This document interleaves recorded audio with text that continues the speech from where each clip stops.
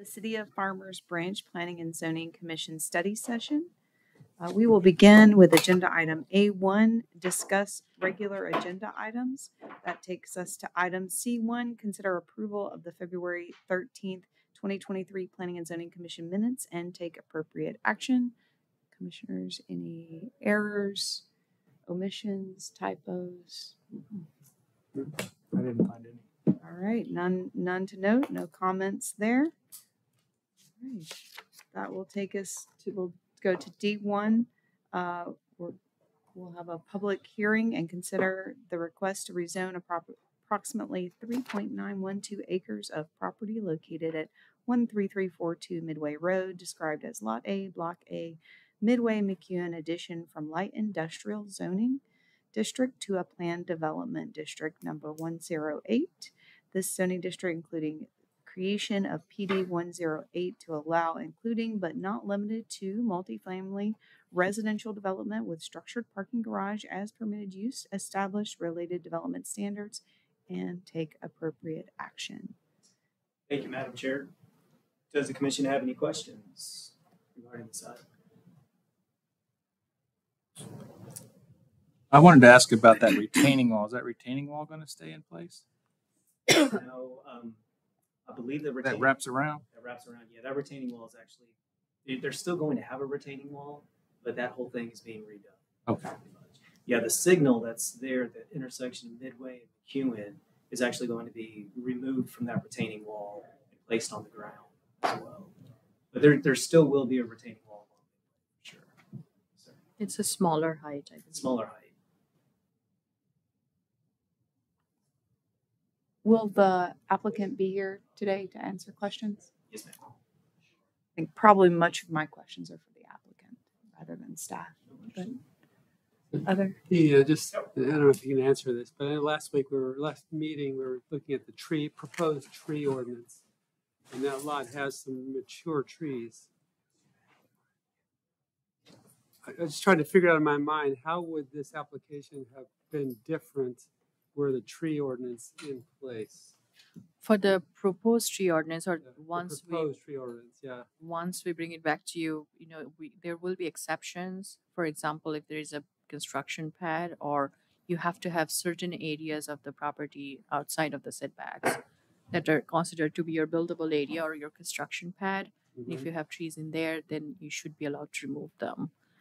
Because if it's a heavily wooded lot and it practically becomes unbuildable if you Right. can't remove anything. Okay. I am just kind of curious. Is this the same building that they were going to do that luxury garage facility in? Actually, no, No? that's farther south. Okay, I get kind of confused. And then there was like a Billingsley project that was kind of similar in that east side. It was like it was multifamily. Mixed use. So that was on Simonton. So there are two Billingsley planned projects, but they are along Simonton. This Okay. one is Midway McEwen, McEwen, which is Simonton's slightly one north. block north. Yeah. And does the person who responded, does that person own enough to kick in the supermajority rule? No, it doesn't. They do not generate the 20% Right. property owners Okay. test.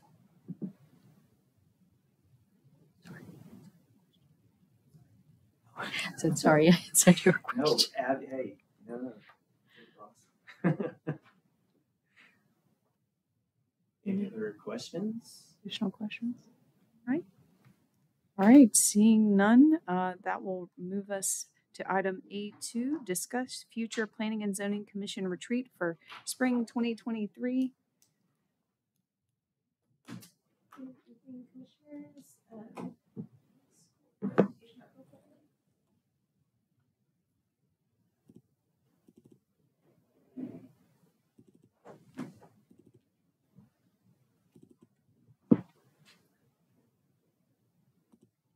Okay, so if you'll recall at our last meeting, we talked about potential dates and topics for this year's Planning and Zoning Commission retreat. And Thursday, April 20th was identified as the best date for a full day retreat. And then the topic areas of industrial redevelopment and entertainment and mixed use districts were identified as of the highest interest. And so since that meeting, staff has done some research and identified a couple of possible tour locations, and we wanted to get those in front of you for discussion and see if any stand out to you or if you have any that you'd like to add to the list. And so, yes. Starting out with industrial redevelopment, we thought that the Dallas Design District would be a really strong example that sort of mirrors some of the conditions on the city's east side, where the industrial use and form has been largely preserved, but multifamily, entertainment, restaurant uses have been added in over time, and they all kind of coexist. And also a good example of how public realm improvements have created a unique sense of place there and contributed to the identity of the design district. And so this was the one we were excited about for industrial redevelopment. Of course, we want to hear your feedback, but based on that location, we identified several options for mixed use and entertainment districts. So I'll just go over those briefly and then we can get thoughts on both. For mixed use entertainment, we've identified 4 in Dallas. The first one would be Knox Street. And this would be the area west of Central Expressway, so near Travis and Cole. This is an area that's seen a lot of change over the last few years and has some good examples of mixed use with multifamily and ground floor retail. You can see here on the right, this is an example of a new project with a Trader Joe's on the ground floor. And then this corridor has been a focus of pedestrian improvement and complete street efforts for the city of Dallas. And so we could look at some of what's been done over there. Similarly, Bishop Arts, and all of these places are probably, you're probably familiar with them, have visited them. So I won't go into too much detail, but Bishop Arts is another example of a mixed use district that has some cool pedestrian improvements, takeaways that obviously we're not trying to replicate in Farmers Branch, but could be exciting for us to look at. And so that was our second suggestion. And then finally, Trinity Groves and Uptown in the West Village area are both successful mixed use developments. And some of these locations, those of you who have been on the commission for longer, you may have seen these on past tours, but since it's been a few years, we've had changes on staff and on the commission. We thought that these could be good locations to revisit and to focus on for this year's tour. And so if you have questions about any of them, I'm happy to go into more detail, but just like to open it up for feedback as far as y'all's thoughts. And if there are any that stand out to you, we don't need to visit all of them. We can pick a couple, or if you're not interested in any of them, let us know, but I'll open it up. Commissioners, feedback, thoughts for staff? All. Question on the design district. Uh-huh. That's kind of a big area. Yes. Would that be comparable to some of our industrial districts, or was the Dallas Design District kind of mostly abandoned and the owners really didn't have much use for those buildings over there? My understanding. And is our situation similar? Sure. My understanding of the history, and anyone can jump in, but I think a lot of the industrial uses over there have been preserved and have been kind of enhanced as the area is redeveloped. It's not, there are still existing industrial uses, and they're important to that area and are being preserved. So it'd be similar to what we're trying to achieve on the east side.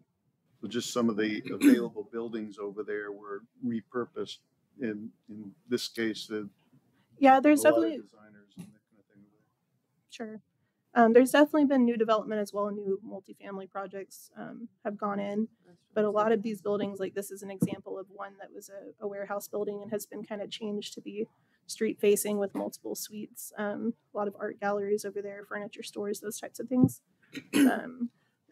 But also the restaurant entertainment uses have come in over time. Is there something comparable to this in that stretch of, is it Alpha that's got the furniture companies, and those are kind of design companies too? Mm-hmm. Yeah, I think there are some similar uses, some characters of our east side that mirror here. Definitely furniture stores, and That's something we could build on to approach this. Yeah. yeah, definitely that was our thinking with selecting this as a possible tour They site. brought in a lot of restaurants that are really super over there, and a lot of their art galleries are used for evening events and things like that that you can lease out. And they've done a great job on repurposing. Did you have something special in mind to see while we're there? A certain So Did you contacted somebody? yes, so we will work with the City of Dallas planning staff because some of them are former Farmers Branch employees too. So yes, Andrea, remember Andrea? Yeah, wonderful. So anyway, so we will coordinate and get into more details about the tour as one. We are just trying to finalize if you all are comfortable with the location and the potential areas that we have identified. But once commissioners are comfortable with the direction, then we'll get into the more detail about the packet too. Ms. Cook, you want to say something? Pardon? You wanted to say something? I'm saying, to answer your question, there are similarities with Alpha and our east side. The built environment exists. The built environment exists here too. The city changed the name Industrial Boulevard to Riverside, kind of softens the name a little bit. However, it's still a nice blend with spaces of designers come in, and then real estate people have the vision over a decade ago to buy up land and do a mix of uses. So now you see good restaurants there and multifamily and people living in places that they never would have lived 20 years ago. But it has to start somewhere, which is what we want for our east side as well. So I think it's similar. I think the design district is of particular interest to me relative to the list. I mean, I think they're all of interest, but I haven't, really gone into this neighborhood in quite some time. So I'd like to see the transition. Have they finished the construction on some of the streets over there in the design district? Because I think I was there a couple of weeks ago. And they were still doing construction. Oak Lawn is still Like being homeless. constructed. It was really pretty bad for 4 o'clock in the afternoon.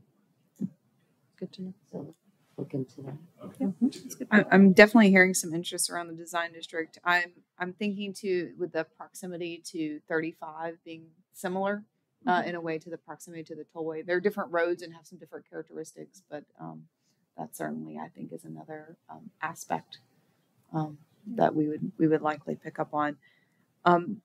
In terms of that, you said that there may be just a few, or I'm sure you'll build out the agenda, and that's as we mentioned, a very large district. So I could see going fairly in depth there. But are you seeking feedback for a second location or additional feedback?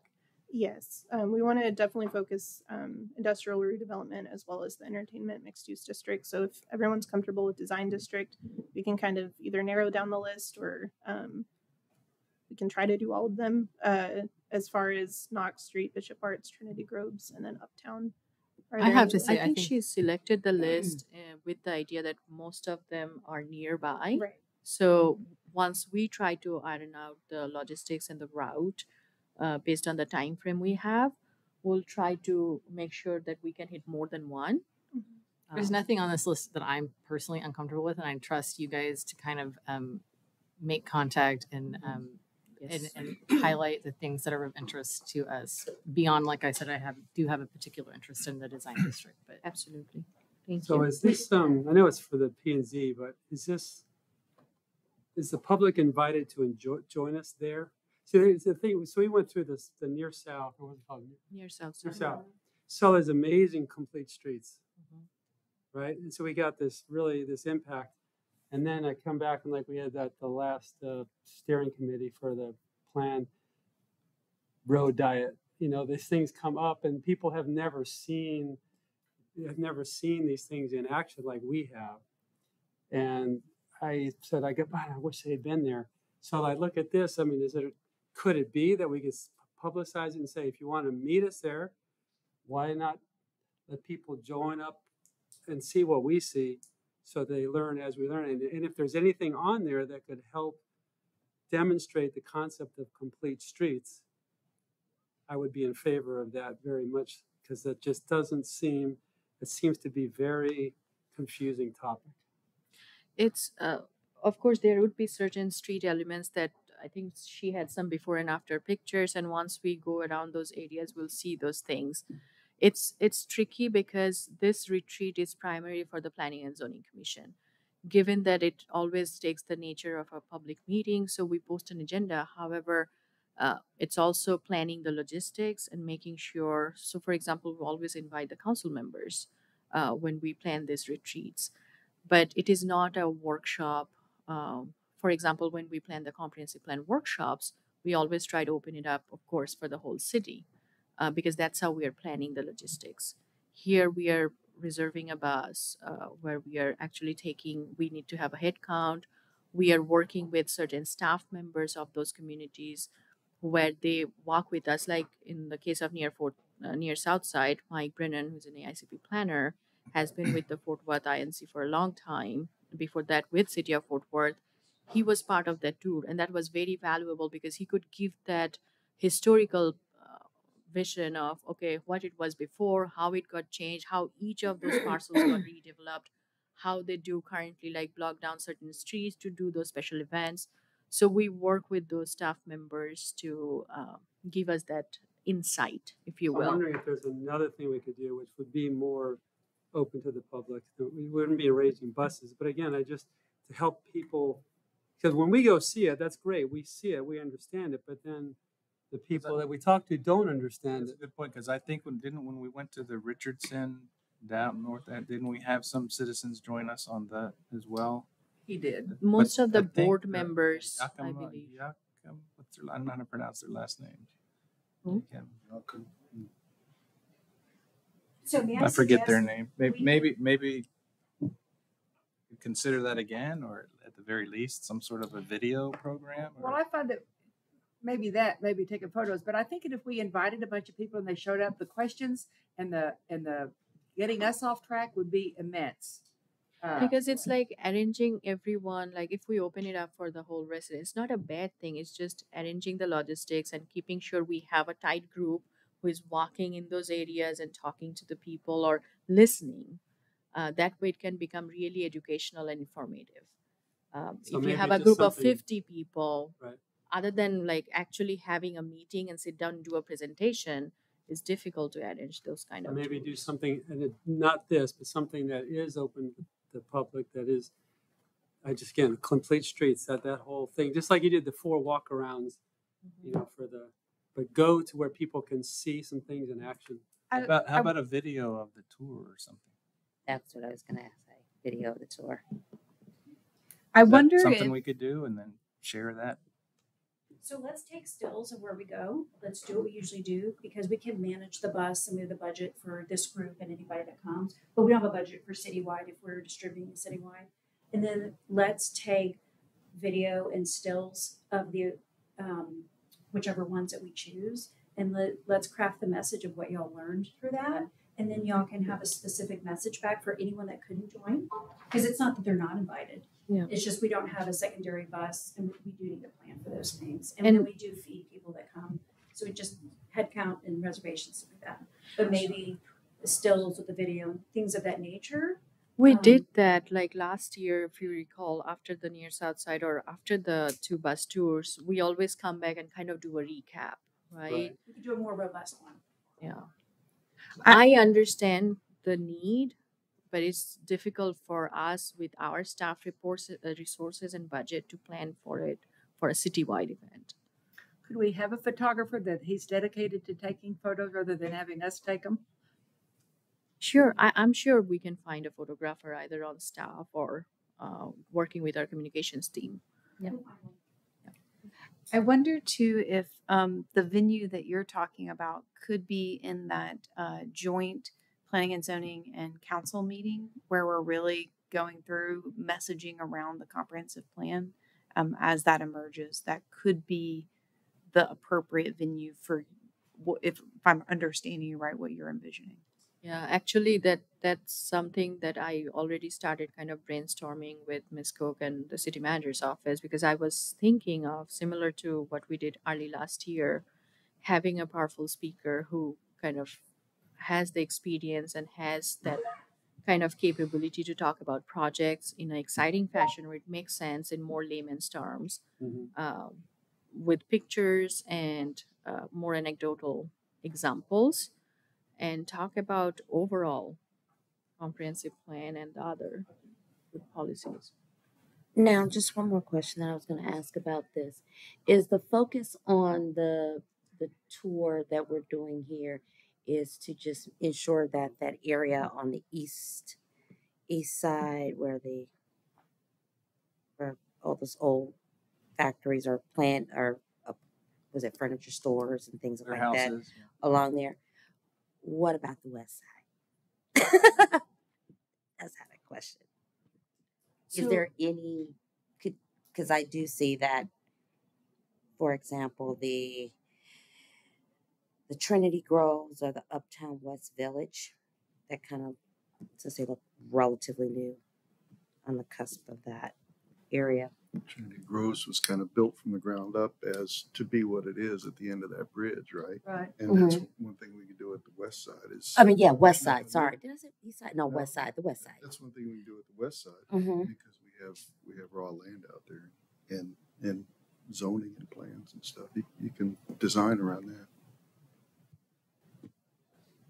And I think one of the things we discussed in the previous meeting was the intentionality around the entertainment district. Mhm. And that is officially the overlay on the east side, but as you know, especially that boardwalk area on the west side does have potential entertainment options. So Mhm. I think that there is some overlap. I think in looking at these two and thinking about proximity to highways and different things, how it matches our built environment. To me, the only one that feels a little less appropriate is the Uptown West Village. That's probably the furthest afield. Okay, in But- terms of going to see. Yeah, Mhm. and it also in terms of proximity to other land uses and just how that has developed historically as well. But other than that, I think they all are meeting that, and that one's close too. I see where you're going. It just has a little bit different development pattern for either the west or the east. That So you kind of listed them in order of excitement from staff, so I wouldn't So, disagree. yeah, so Knox Street is very much, I think they've knocked down and redone a huge amount of apartment buildings. Bishop Arts, we've been there before, but we went for the housing and whatever, the apartments that had brought in. And so, but they are using their own, they are not destroying anything. They're using what is there. It's been repurposed unbelievably well. It continues to grow and move out into the neighborhoods that are there. And so we've not been to Bishop Arts for that particular thing. Knox Street, we've not been to at all. So, I mean, and those are both very close to highways and coming in and out. And so those might be something that we look at that's for new areas. All right, yeah, it sounds like there's you have sufficient consensus. feedback. Yes, thank you. We'll get started on a detailed itinerary. Thank you so much. I think that takes us to item E3. We'll discuss agenda items for future Planning and Zoning Commission consideration. I'm sure there's any future items. All right. I remember Gio had mentioned something last time. Do we need to revisit that again now, or I it will something- about the lights. Oh, What about the planning underneath? But the tree planning and anchors? yes, I construction. have already reached out to the city manager's office, and we have connected Chief of Staff Juaria, who is working on a similar project for the 635 underpass with City of Dallas. So I have connected Commissioner Zavala with her, and they are gonna start So is that working something on. we want to have on our future agenda for us for discussion, or That one was, if you would like, I can bring that back as a future update. I think that'd be helpful. I mean, Sure. he made a very nice, reasonable request that we look into that, so it'd be nice to have a follow-up. Yes. He sent an email like after I reached out or connected them both. He has sent an email, but sure, I'm waiting for more information from TXDOT as well. Sure. So it would take a little bit time so that I can get all the information from all the parties involved before I bring it back. Sure. But the other item I do recall was the lighting Mhm. that we are looking into. Excellent. Anything else? Sure. All right. I think with that concludes our study session meeting. It downstairs. Okay, great. Um, I know we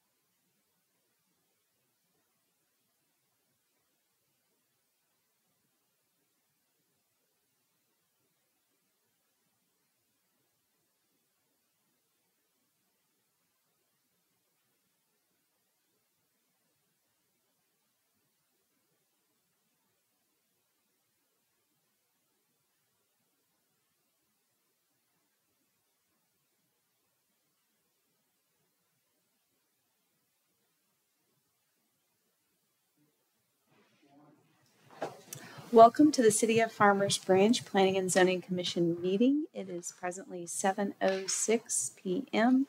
on Monday, February 27, 2023. I'd like to begin by thanking all the commissioners for their service. We'll begin with citizen comments. This agenda item provides an opportunity for citizens to address the Planning and Zoning Commission on any matter that is not posted on the agenda. Anyone wishing to address the commission should complete a citizen's comments registration form and submit it to the chair prior to the start of the meeting. There is a 3-minute time limit for each citizen to speak, with a reasonable limitation on speakers on one topic or item, with a maximum of 15 total minutes on the same topic item. Anyone wishing to speak shall be courteous and cordial. The Planning and Zoning Commission is not permitted to take action on any subject raised by a speaker during citizen comments.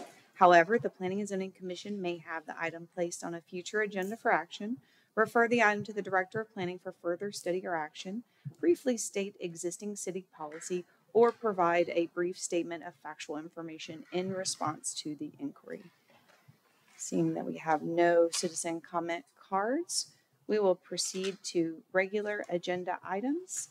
Item C1, consider approval of the February 13th, 2023 Planning and Zoning Commission minutes and take appropriate action. Commissioners? I move that we accept the minutes as presented.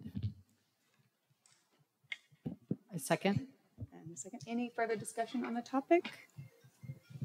Seeing none, we'll move to vote. All those in favor?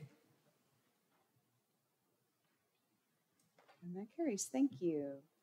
Up next is a public hearing. Item D1 will conduct a public hearing and consider the request to rezone approximately 3.912 acres property located at 13342 Midway Road, described as Lot 1, Block A, Midway McEwen Addition, from light industrial zoning to Planned Development District number 108 zoning district, including creation of PD 108 to allow including but not limited to multifamily residential development with structured parking garage as permitted use, establish related development standards, and take appropriate action. Thank you. Thank you, Madam Chair, Commissioners. My name is Marcos Narvaez, I'm lead planner. The applicant is requesting to rezone a parcel from light industrial to a planned development multifamily use. As you can see on the screen, the property is at the corner of Midway and McEwen Road. Currently has a 2-story vacant building on site.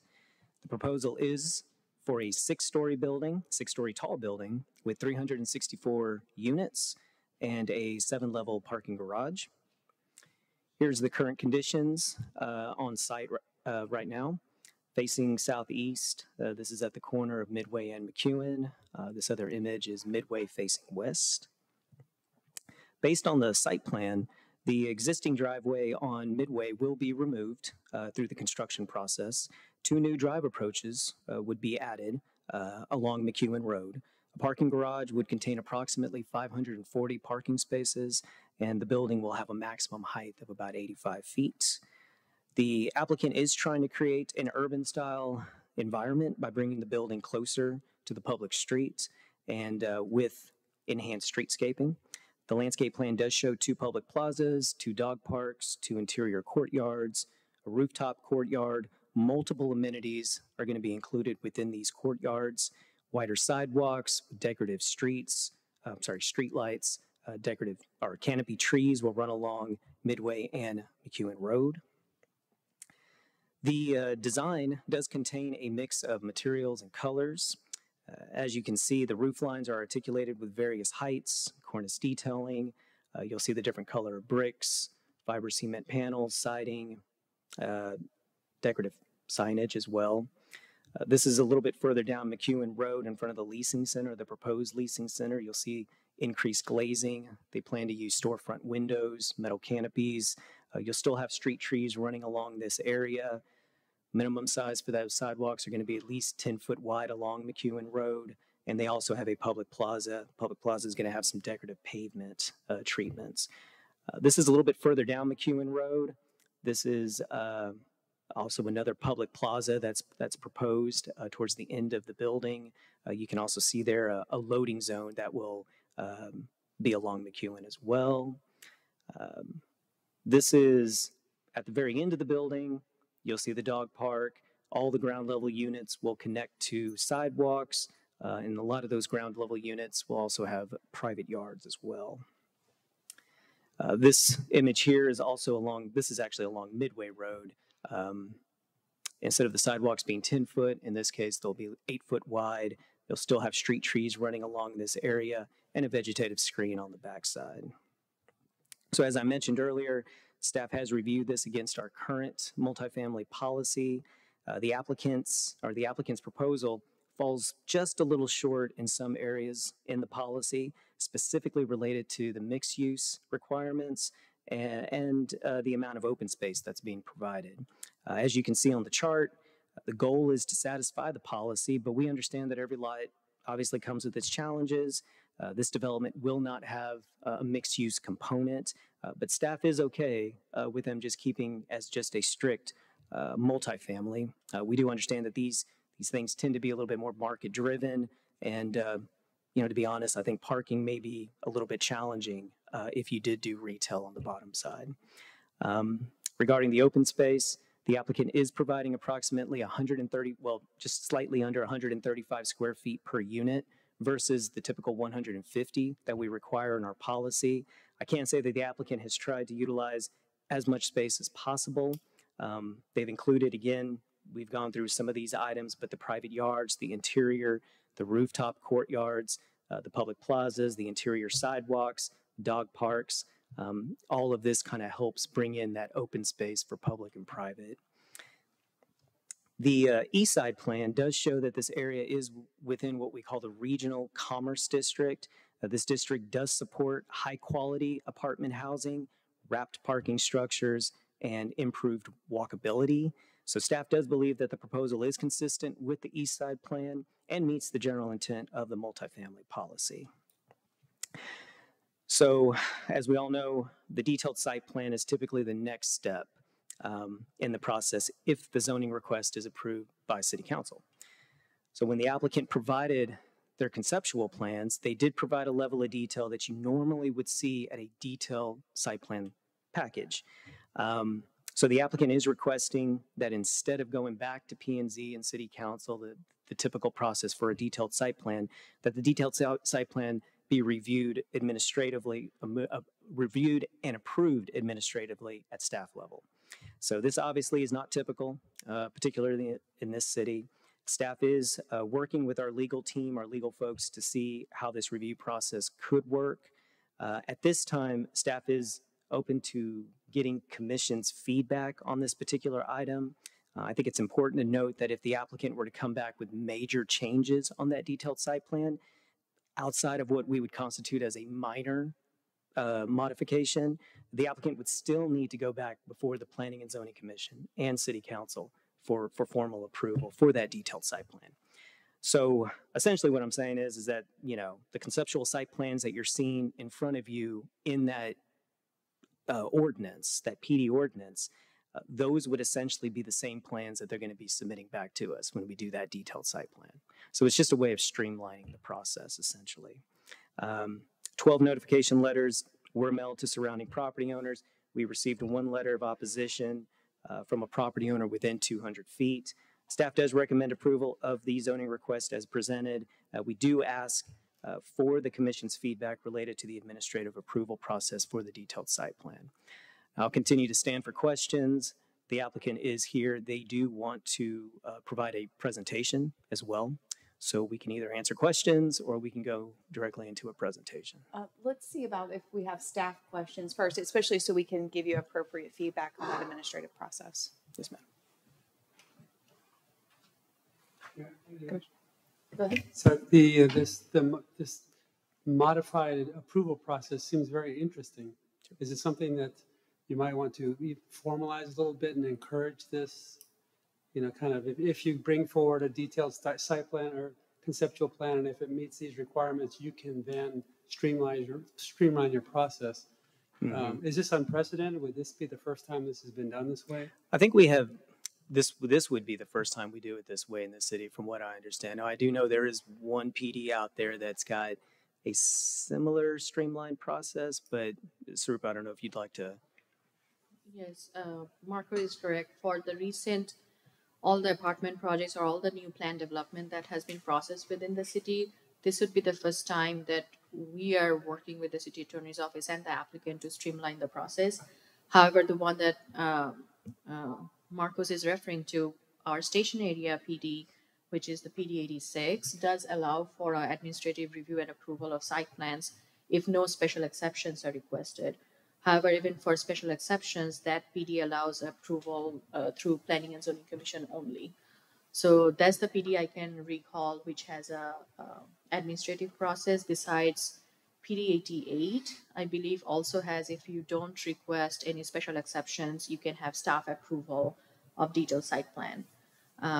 But other than that, no other PD has an administrative process for site plan approval.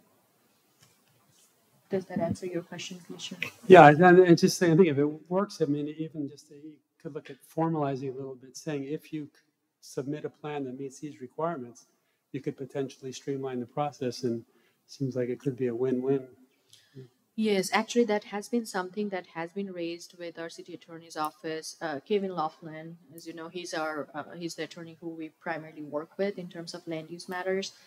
And in recent years, given that the amount of detail we do require for conceptual site plans, simply because we are at a redevelopment situation in the city, we don't have those big vacant tracts or big plots of lands where there are phased developments where there is a true conceptual plan and then you come in with further details. So Farmers Branch as a city is a more urbanized development situation versus a new greenfield development. So this kind of process does make sense. However, you're right, it would have to be a more comprehensive review, and also just from a legalese standpoint, how we can make that process apply like at a carte blanche to all the PDs, right? It would require us to go through each PD and make sure there aren't any uniqueness for each of those PDs before we do a blanket application.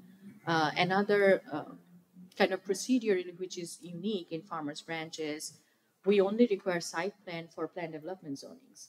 And for light industrial zoning, if the FAR is 0.5 or higher. Every other city I've worked for before, you usually require detailed site plan review for any non-residential project. If it's not a single family residential, you do a site plan. However, Farmers Branch is not that way. So that's the other reason where we historically have required the detailed site plan for planned development zoning. Because otherwise we don't have anything that helps us require the detailed site plan for commercial projects. So are you saying that the existing attorney you've been working with is okay with this one-time mechanism here for We are tonight? working We're on still ironing working. out the details Mhm. because we need to make sure we are also not boxing ourselves in terms of the process where we are trying to envision all the future scenarios.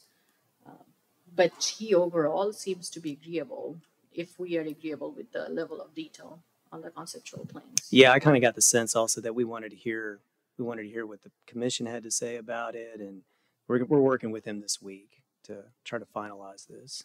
Yeah, I'd be in complete agreement with Commissioner Miller. If we could streamline the process, I think that makes a lot of sense. As long as we're not violating any sort of legal issue from the attorney. Absolutely. Other comments?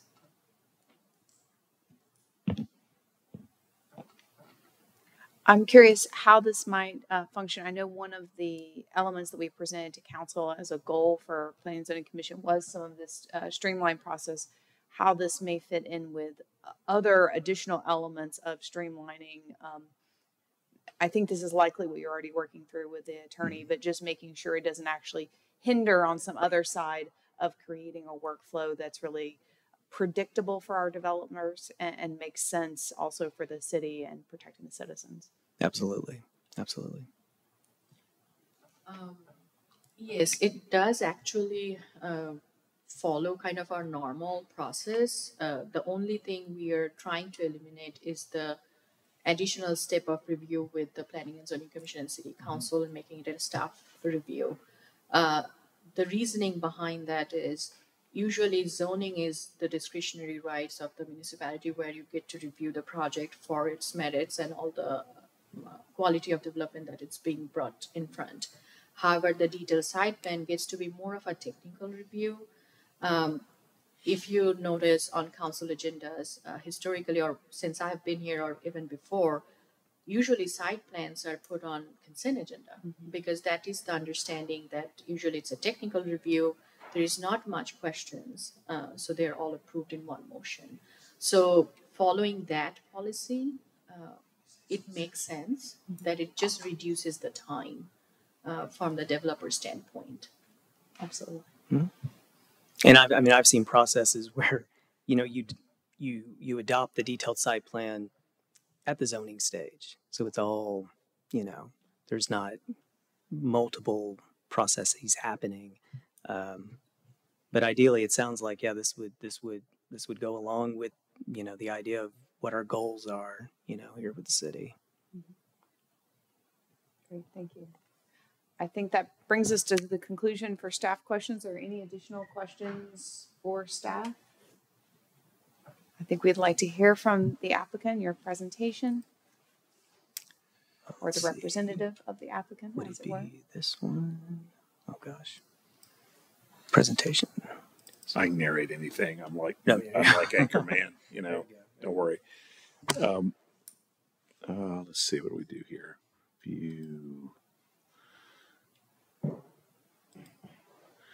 What do I do here, Marcus, to get it just a full screen? What?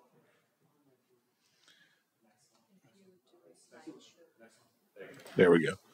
Okay. Dallas Cothram, 2201 Main Street. Thank you for having me back. I like coming here. Y'all always have good debate. I'll start I loved your talk about those parts of town. So, and I leaned over to my colleague Wilson and said, 20 years ago when I was your age, the design district was called the other stuff on the side of I-35.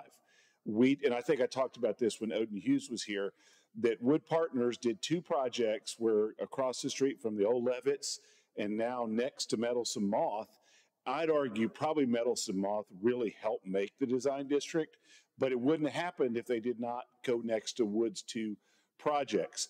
The Fairfield guys and I have worked on things for 20 years. They worked with my dad on projects too.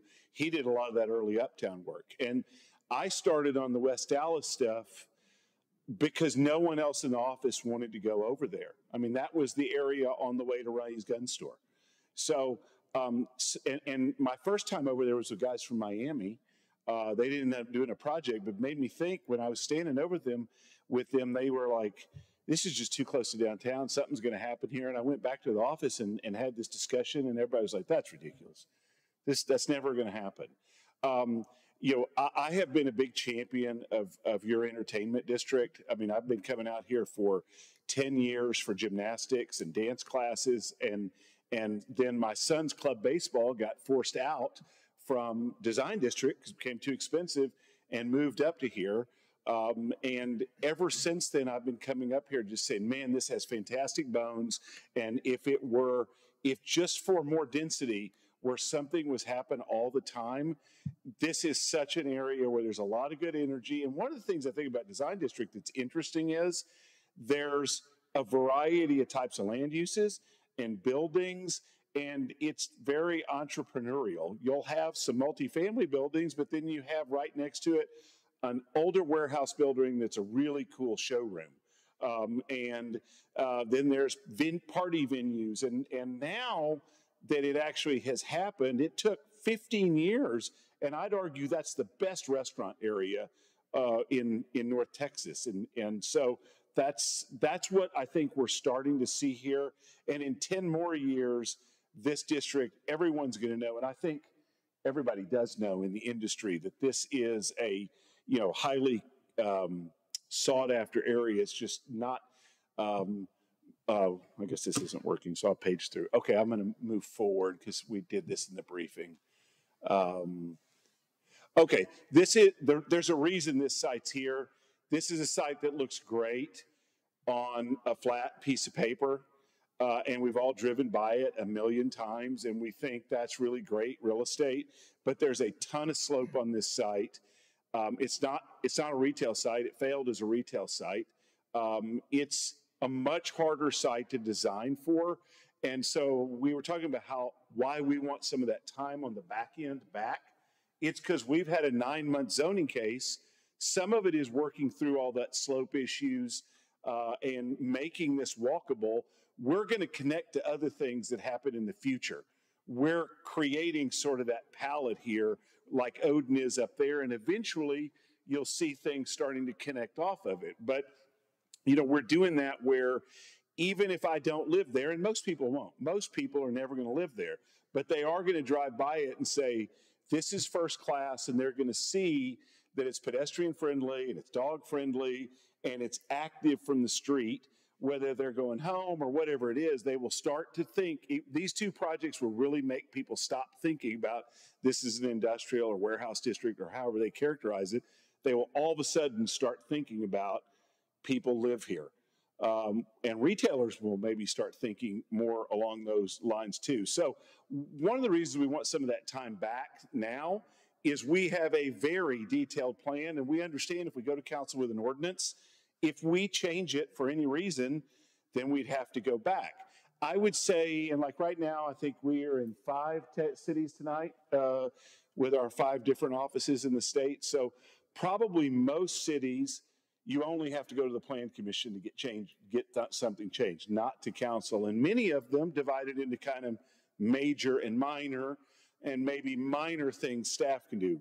I'm not trying to tell you what you should do. Y'all, I mean, there's a few cities I really like coming to. Y'all's are one of them because y'all typically, historically in my career, have been favorable to high quality projects. That doesn't mean I've won on everything, but usually when we bring something that is high quality, y'all say yes to that.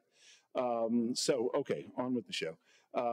Again, I think these really do show you this is an extremely difficult site to develop, and its current status is not pedestrian friendly, not retail friendly.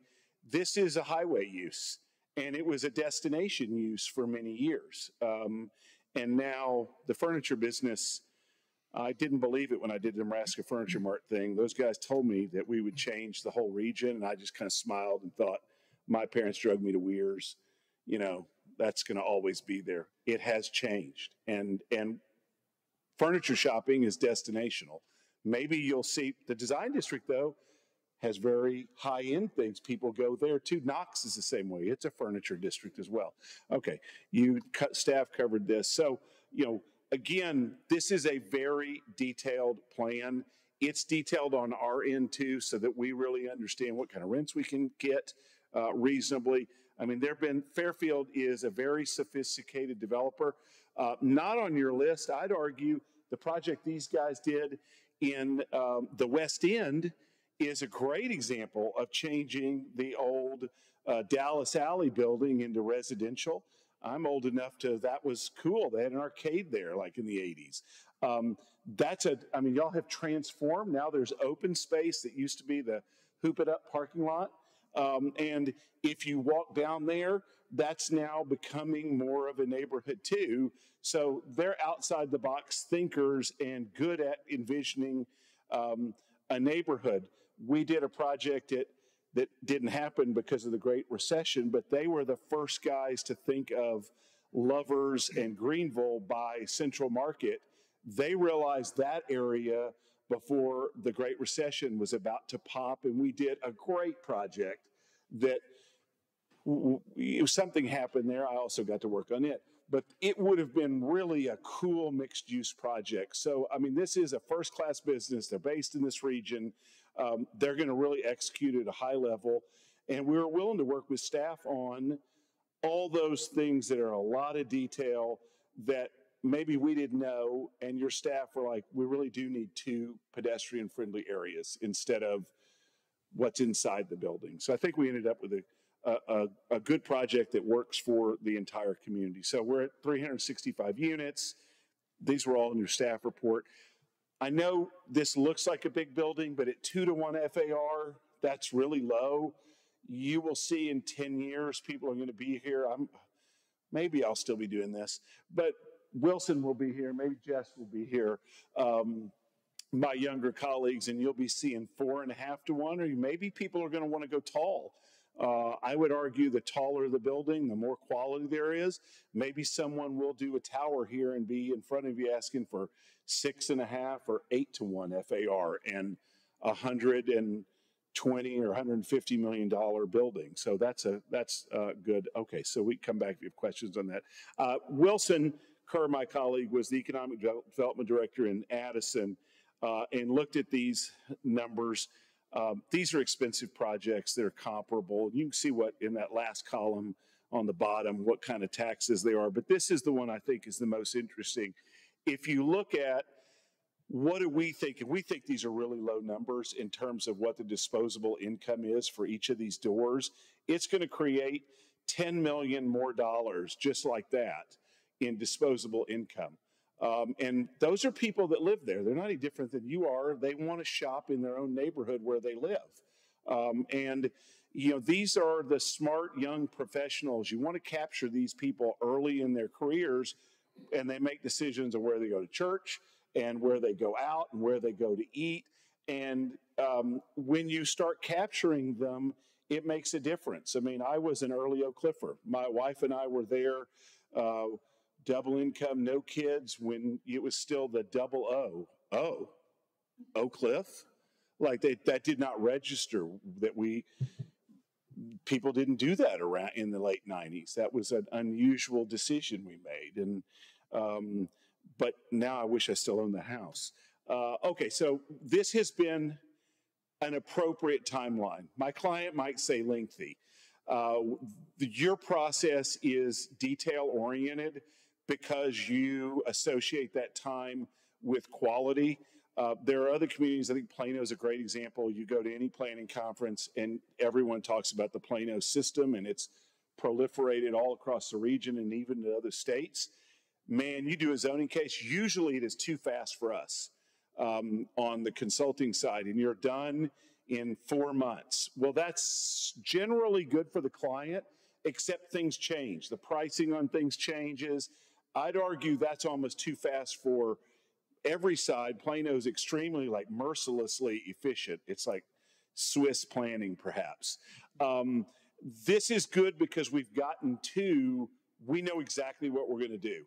So we'd like you to at least be open to, or not hostile to, council considering it as part of the ordinance. And if we change something, that's on us. So those are the proposed improvements. You saw these in the briefing. I'd rather just stand for questions. The Fairfield guys are happy to do it too. This is a very doable project right now. Time kills deals. We want to start really now. Who knows what the economy is going to do, and that's not to pressure you, but you're in one of the most sought after areas. I'm not going to say anything's recession proof, but everybody's talking about this entertainment district and trying to put together deals. It's like an Uptown or other areas where people are trying to invent projects because they're sure rents are there. And most importantly, that people want to live there. It's in town and it's commutable. You can go north and south, and you can go east and west. It's amazing that this didn't happen in an earlier era, but I don't know. I'm not sure why it didn't. So I'm happy to answer questions. All right. Thank you. Thank you. Commissioners, questions? Well, just an observation. Sure. So around the pool, you've got all Oh. trees that will lose their leaves, and you will have, so I don't know what you're looking for here. You do have a cabana or whatever these are called here, but just so that you're aware of that. So the cypress are going to absolutely be no trees, and then you got crepe myrtles losing the leaves, and so an elm over here losing the leaves. So do you care? Do you not care? I don't know. I don't. Well, one, I'm going to have Zach come up and answer here, but because I don't know, that's sort of an operational thing. I thought on this project, since we're tearing it down, I might not have to answer any tree questions. I was here. You're going to have. I know, and I would have been disappointed, so I appreciate that. That's good. You want to? And please just state your name and address for the record. Zach Johnston with Fairfield Residential on the applicant side, the development side. 7301 State Highway 161, Irving, Texas 75039. To specifically speak to that, I would tell you the plan and the amenities are set here. As far as tree species and things like that, this will get a lot more detailed and honed in. I can't tell you that these specific trees are necessarily the ones that we would go for. I think on the exterior side, our PD is written that way. On the interior Those are courtyards, okay, yeah. we'll go into a firmer detail as we get into our landscape Those design okay. there. I mean, I don't know what you're going to have for something that would go there if you're looking for trees that are going to come over, but you might just consider that because Sure. in the winter they're all blank and gone, and then that's a lot of tree leaves in that pool. Yeah, and we'll do sunshade studies. We'll figure out exactly what'll grow there, what'll be year round. We try to do a mix of evergreen things like that to where we can That'd be always great. make it work. Now then, so I don't care who answers this. What is this here in the front? You see in the same thing here, we've got colored tile and whatever. Is this just a seating area, an entertainment area? I can't see where you're pointing. Okay, I'm looking at the amenity, I believe. She's Okay, pointing yes. to. So what you see on there is, that's our rooftop amenity deck. So rooftop. yeah, so we went through, again, a good long process with staff in trying to find ways to add more open space. We're trying to mix density, which is the stated purpose here, is to try to get density, but also trying to get to that open space requirement. So what we decided to come up with was what could we do on top of the garage that could be another amenity. So it's elevated, it's above ground level, it's going to give kind of panoramic views of the city for the tenants there. It's a way to get off of the noise from the ground level because, again, Midway and McEwen potentially could be busier streets further on down the road. And so we are proposing to hardtop that piece of the garage, bring that up, and then just create a little urban oasis for tenants. Yeah. So are all of these rooftop? All three of these? No, ma'am. No. So Cool. the two not? courtyards that are enclosed are at grade, at ground level. Okay. One thing, and this may be too much detail, but as Dallas alluded to earlier, you have some significant topography change here. So you're going from almost a 25-foot raise from the corner of McEwen and Midway to the edge of the site, going eastbound.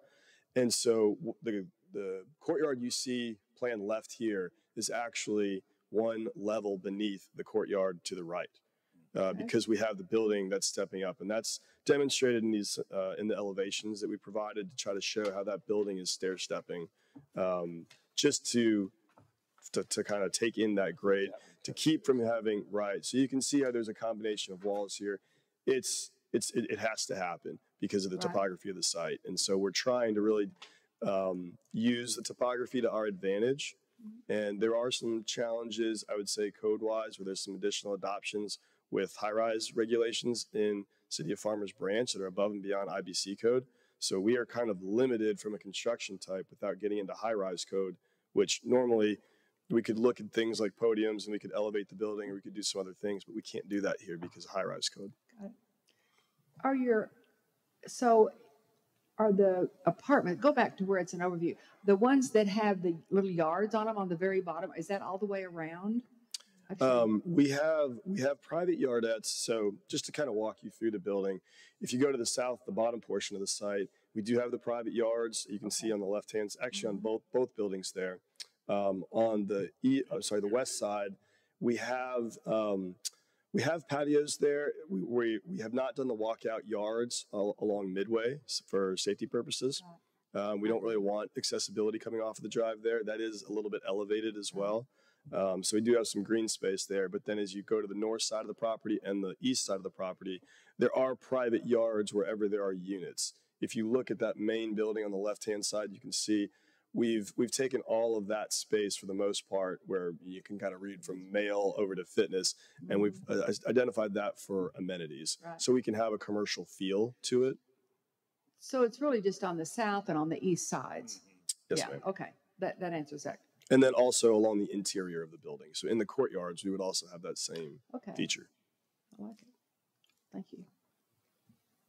Additional questions? Yes. So in terms of you have two entrances. The first one is the short driveway. I think that goes into the garage. Yes, ma'am. Kind of tunnel into the garage, and then that's where the patio is. That's for personal parking. On the right side, I guess the east side, you have a driveway, and within that one, is that gated or will it be key That'll be operated open. or- That'll be open access into the garage. So the garage will be gated, but you'll have accessibility in there because that's also the sanitation pathway for pickup for trash as well as fire access. And so you can see that K-turn is so that fire trucks can come in and have hose pull reaches to the back side of the building. And so that will actually enter in. You can see where that K-turn goes. It'll enter into the second level of the garage. Okay, so that one enters on the second Correct. level, whereas the other one enters on the first. Right. You'll actually be going from McEwen and ramping down into the first level of the garage, where this, you'll be entering almost 10 feet taller and then going into that second level. Fair enough. Good question. Thank you. So I heard you said entertainment district a couple of times. Are you referring to the east side? Like I'm trying that. Well, I think this is going to be an entertainment district. So the I east mean, I side- think it already is. I mean, I've had to go out here. You probably have too for kid birthday parties. I don't know how entertaining they were, but you know, I think the design district is entertainment district, and I certainly think West Dallas is. I mean, what I really believe drives projects now is restaurant use, bar, brewery, all these sorts of things. That's what you already have some of that here. We just want to accelerate that, but we got to have more shoppers and diners and those kind of things. So I think the industry thinks this is already an entertainment district. I think the staff here historically over the last years has sort of philosophically felt this way, but you're seeing it already. I mean, Yeah, and you're referring to what we would call the east side. right? Yes. Right. Mhm. Okay. And That's there's all planner There's a talk. buzz out Yep. there. You're saying. Like That's right. in I the think industry, there's- I think we've gone past the plan, and it was interesting when Tina was still here and they took that to council. I guess was that during the pandemic even, and it was funny because while that was happening, my clients were on it really without knowing what the city was doing. The market had already found this, and of course, people were looking for so many sites. There's so many people moving here, so. This is a case of the plan happened, the city plan happened at the right time in the market, which is good. I wish that happened more often. Too often cities do these studies too far in advance and then it just sits in a nice binder on the shelf and doesn't really get used. And so just also curious, has nothing to do with this case, but is there any buzz about the station area that we have, the DART station? Did you hear anything about?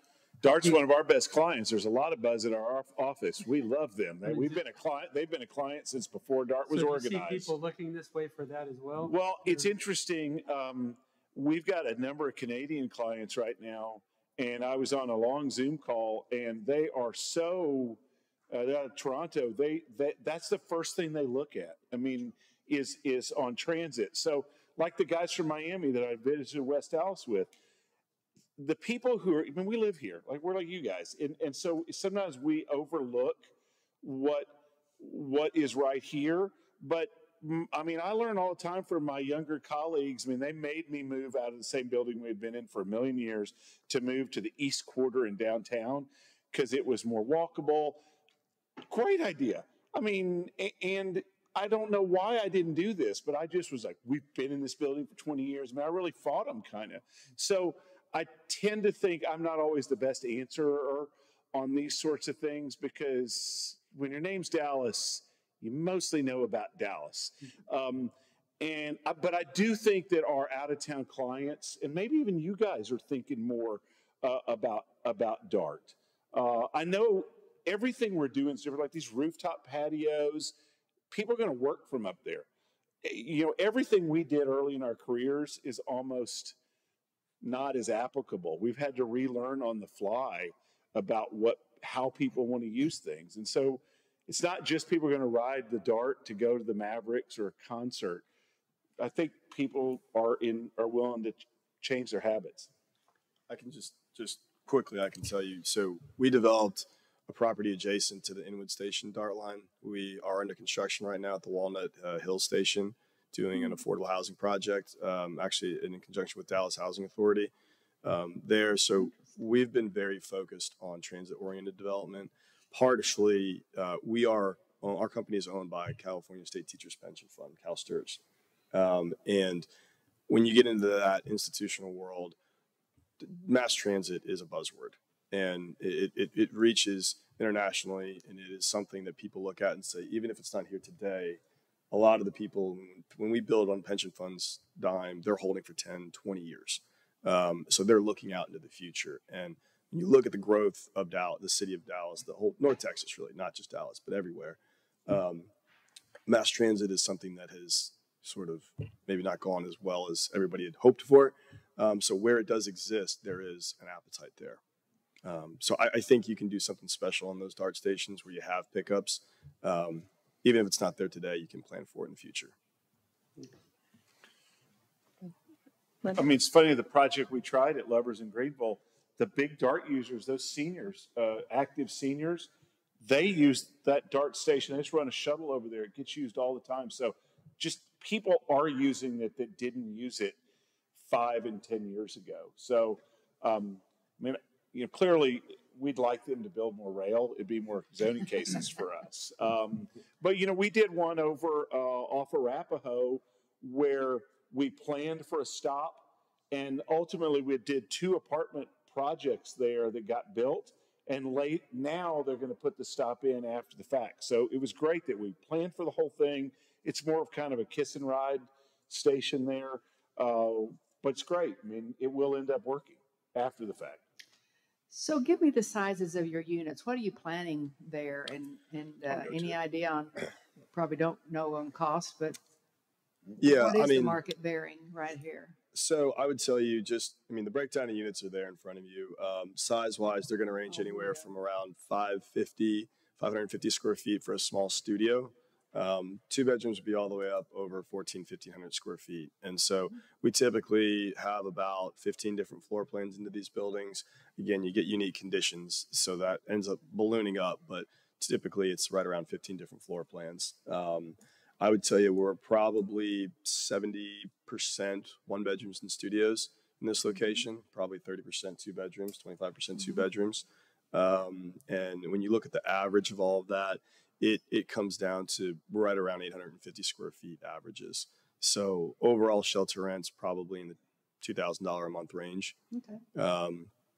And frankly, that's just where it has to be for today, based on today's pricing. So the slide that Dallas threw up there with projected costs, if I could tell you what the cost was going to be in 12 months, I'd be better at my job. But it's probably somewhere around $80 to $90 million. Okay.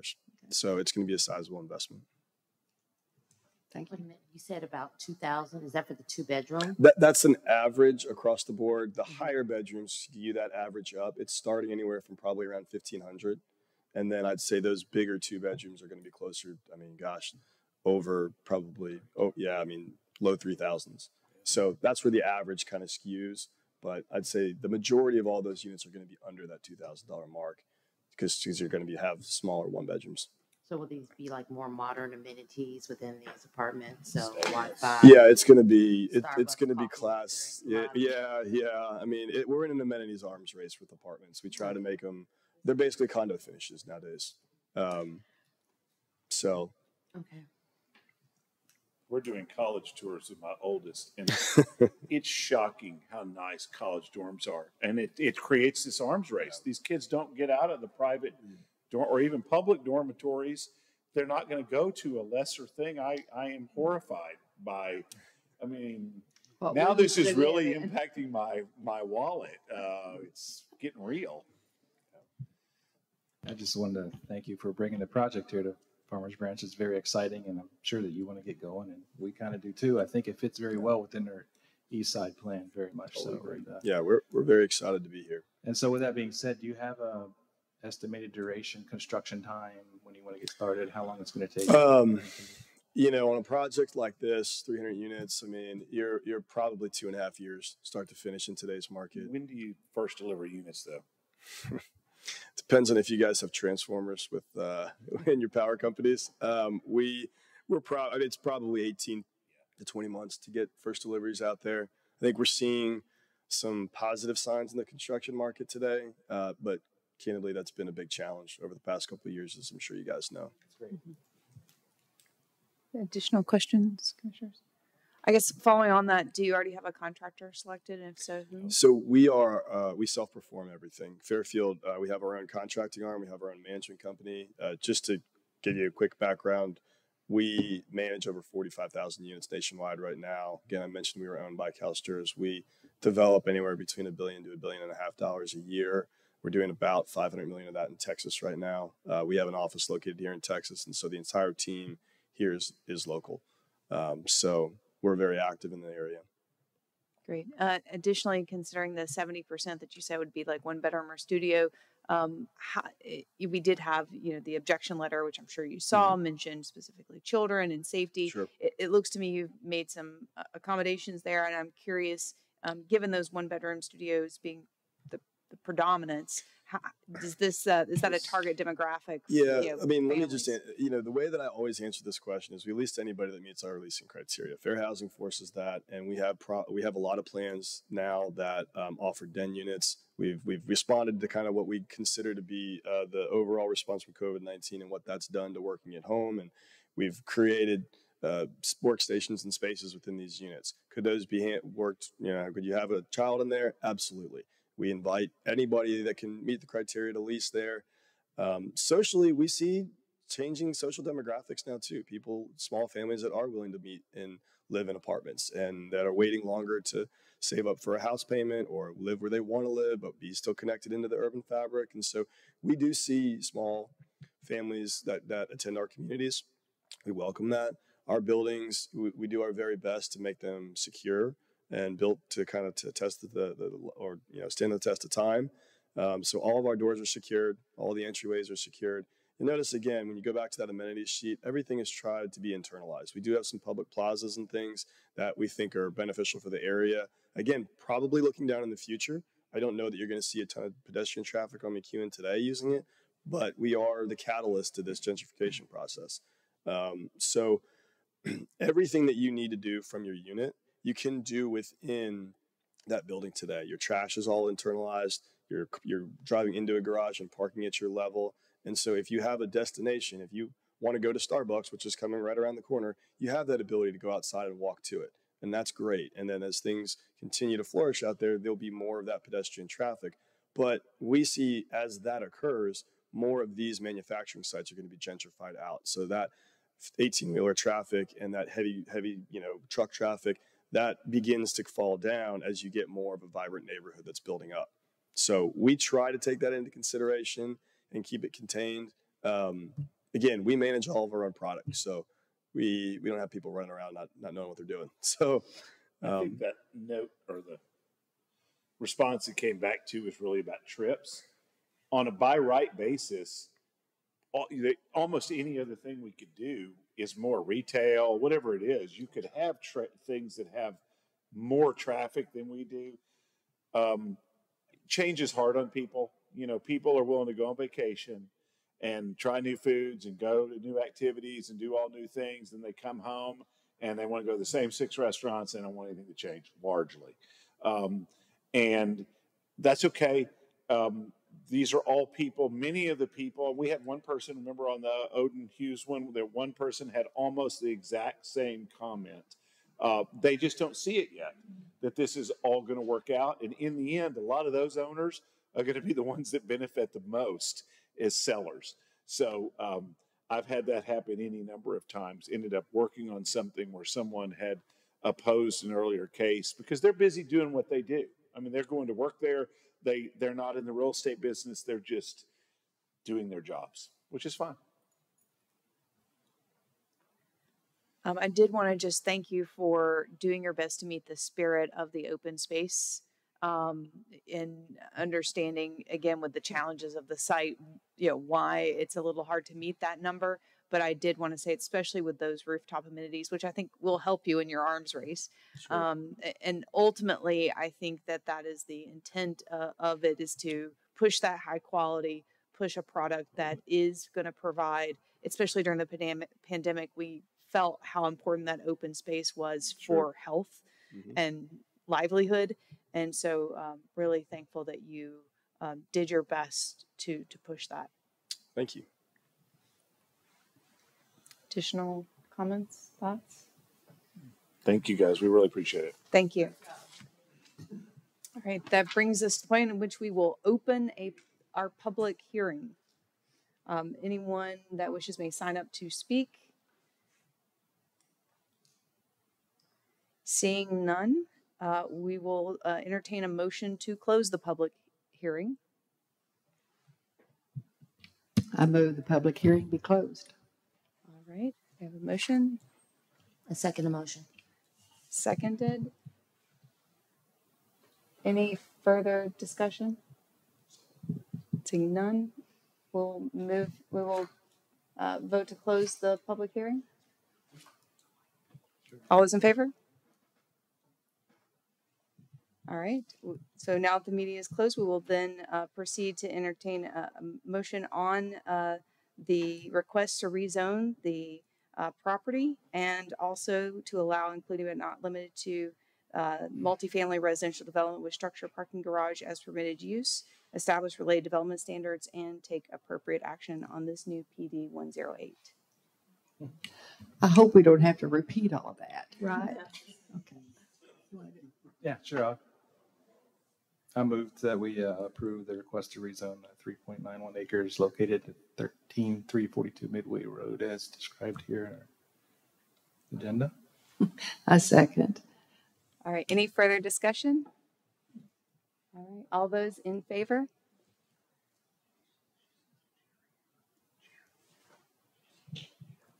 All right, thank you. And this will go then to City Council On March 27th.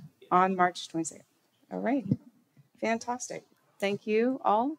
And with nothing further on the agenda, that brings us to adjournment at 7:58 p.m. Thank you all.